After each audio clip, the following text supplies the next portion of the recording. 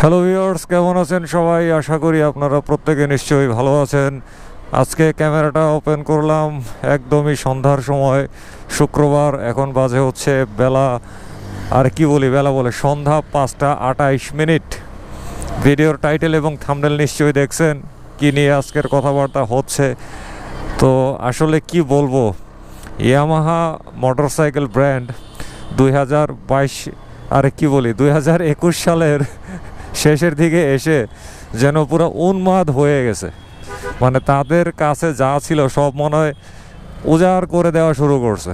কেবলমাত্র এই গত সেপ্টেম্বর মাসে ইন্ডিয়াতে উদ্বোধন করলো ইয়ামাহা R15 ভার্সন 4 এবং R15M। এরপরে আবার উদ্বোধন করলো ইয়ামাহা R15S ভার্সন 3। মানে R15 ভার্সন 3টারে ভেঙে তারপরে এটা বানাইছে। এটার মধ্যে ব্যবহার করছে সিঙ্গেল সিট বা যেটারে তারা বলতেছে ইউনি বডি সিট। আবার এদিকে এই গত কয়েকদিন আগে উদ্বোধন করা হয়ে গেল ইন্দোনেশিয়ার বাজারে ইয়ামাহা R15 ভার্সন 4 এবং R15M। বাংলাদেশে ইয়ামাহা এবং হোন্ডা মোটরসাইকেল ফ্যানদের এই ইন্দোনেশিয়ান মোটরসাইকেলের প্রতি কিন্তু আলাদা একটা ভালোবাসা রয়েছে, এবং এই শ্রেণীটা ইন্ডিয়ান মোটরসাইকেল কিন্তু নিতেই চায় না। এটার কারণও আছে, ইন্দোনেশিয়ান মোটরসাইকেলের বিল্ড কোয়ালিটি ওভারঅল সব কিছু ইন্ডিয়ান মোটরসাইকেলের চেয়ে কিন্তু হায়ার। এই কারণে দেখা যায় কি যে ইন্দোনেশিয়ান মোটরসাইকেলের দামও কিন্তু ইন্ডিয়ান মোটরসাইকেলের চাইতে বেশি হয়ে থাকে। তো এই যে ইন্দোনেশিয়াতে ইয়ামাহা R15 ভার্সন 4 এবং ইয়ামাহা R15M উদ্বোধন করা হয়ে গেল, তো এর মধ্য দিয়ে এই ইন্দোনেশিয়ান মোটরসাইকেল ফ্যানদের আশা কিন্তু পূরণ হয়ে গেল। বাংলাদেশে অনেক ইয়ামাহা R15 ভার্সন 4 এবং R15M লাভার সৃষ্টি হয়ে গেছে, যারা এতদিন বসেছিল ইন্দোনেশিয়ান মোটরসাইকেলটির জন্য। তারা ইন্ডিয়ান মোটরসাইকেল নেবে না। খুবই ভালো কথা, আমিও সাপোর্ট করি ইন্দোনেশিয়ান মোটরসাইকেলকে ইন্ডিয়ান মোটরসাইকেলের চাইতেও। তো এখন তো বের হয়ে গেল ইন্দোনেশিয়ান মোটরসাইকেল, সুতরাং এই চিন্তার অবসান কিন্তু দূর হয়ে গেল। তো এখন কথা হচ্ছে,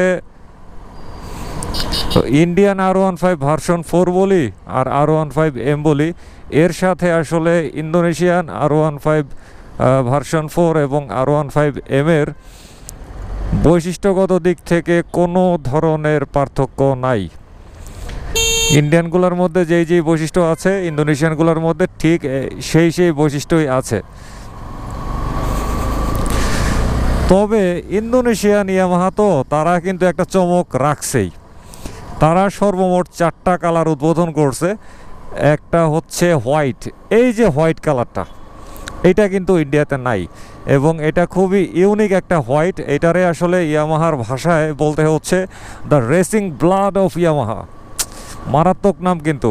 এই R15M যেটা ইন্দোনেশিয়াতে সাদা করে যেটা বের করছে, এটা হচ্ছে the racing blood of Yamaha. এবং এই মোটরসাইকেলটা হচ্ছে 1985 সালে ইয়ামাহার একটা মোটরসাইকেল বের করা হয়েছিল, ইয়ামাহা RZ350। ওইটা ছিল 2 স্ট্রোক মোটরসাইকেল, 350 সিসির।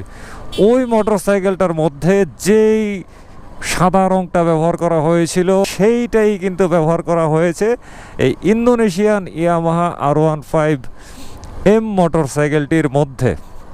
এটা আসলে পুরোপুরি সাদাও না, কিছুটা অফ হোয়াইটের মতো, ইন্টারনেটে ছবি দেখে যা বুঝলাম। তো এইটার কালারটা একেবারে ইয়ামাহা RZ350 মোটরসাইকেলটির অনুকরণে করা হয়েছে।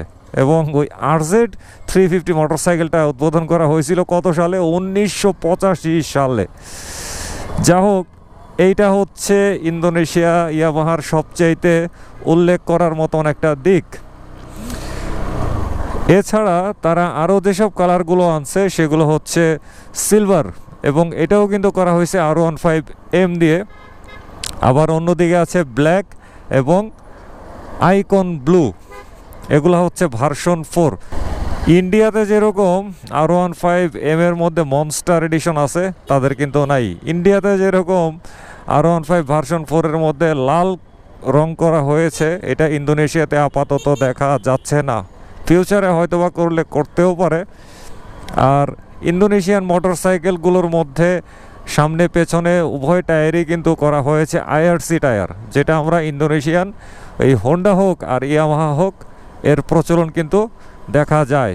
এবার কিন্তু ইয়ামাহা R15M ইন্দোনেশিয়ান মডেলগুলোর মধ্যে ABS ব্রেকের ব্যবহার দেখা যাবে।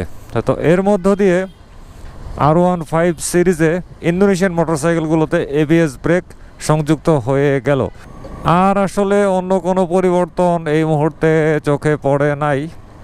যা যা আসছে সব কিছুই আপনাদেরকে বলে দিয়েছি। ও আর একটা পরিবর্তন হবে কিন্তু দামে। এই দামটা নিয়ে তো খুব ভয়ে আছি। কারণ হচ্ছে কি, ইন্ডিয়ান ইয়ামাহা R15M বাংলাদেশে গ্রে মার্কেটে বা পার্সোনাল ইম্পোর্টাররা বিক্রয় করছে 5,30,000 টাকা দিয়ে। তো ইন্ডিয়ানগুলাই যদি 5,30,000 টাকা দিয়ে বিক্রয় করা হয়, তাইলে ইন্দোনেশিয়ানগুলা কত হবে বলেন তো আপনারা? কাইন্ডলি একটু কমেন্টসে লিখেন তো কত হতে পারে আপনাদের ধারণা। তা আমার তো ধারণা যে কি বলবো আসলে 5 লক্ষ 5.5 লক্ষ ক্রস করতে পারে। কারণ বাংলাদেশে R15 ভার্সন 3 ইন্ডিয়ান এবং ইন্দোনেশিয়ানগুলোর দামের যা পার্থক্য, ওই পার্থক্য বিবেচনায় আনলে কিন্তু 6 লক্ষ টাকার উপরে চলে যায়। কিন্তু 6 লক্ষ টাকার উপরে মনে হয় না যাবে। এটা 5.5 লক্ষ বা 5,70,000 এরকম হতে পারে। দেখা যাক। আসলে এভাবে অনুমান করে বলাটা খুবই খুবই মুশকিল, কোনোভাবে এটা বলা সম্ভব না। আর অন্যদিকে R15 ভার্সন 4 যেটা, এইটার দাম ইন্দোনেশিয়ানটা হয়তো বা 5,30,000 বা 5,20,000 হতে পারে। ইন্ডিয়ানটা তো বাংলাদেশে এই বিক্রি করছে গ্রে মার্কেটে বা পার্সোনাল ইম্পোর্টাররা 5 লক্ষ টাকা দিয়ে। তো সেই হিসাবে আমি ধরে নিলাম ইন্দোনেশিয়ানটা হয়তো বা 10-20 হাজার টাকা বেশি হবে বা আরও বেশিও হতে পারে। এখন অপেক্ষায় আছি কবে এই মোটরসাইকেলটা আসবে।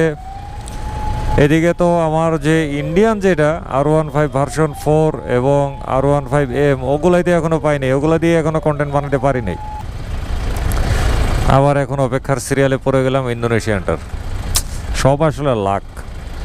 এখন দেখা যাক কবে এই মোটরসাইকেলগুলো বাংলাদেশে আসে, কবে আমার হাতে আসে।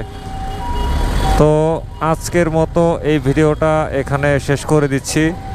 দেখা হবে অন্য কোনো ভিডিওতে, কথা হবে নিত্য নতুন কোনো বিষয়বস্তু নিয়ে। সে পর্যন্ত সবাই ভালো থাকবেন, সুস্থ থাকবেন, নিরাপদে থাকবেন, নিরাপদে মোটরসাইকেল চালাবেন, ট্রাফিক আইন মেনে চলবেন এবং মোটরসাইকেল চালানোর সময় অবশ্যই ফুল ফেস সার্টিফাইড হেলমেট ব্যবহার করবেন। খোদা হাফেজ।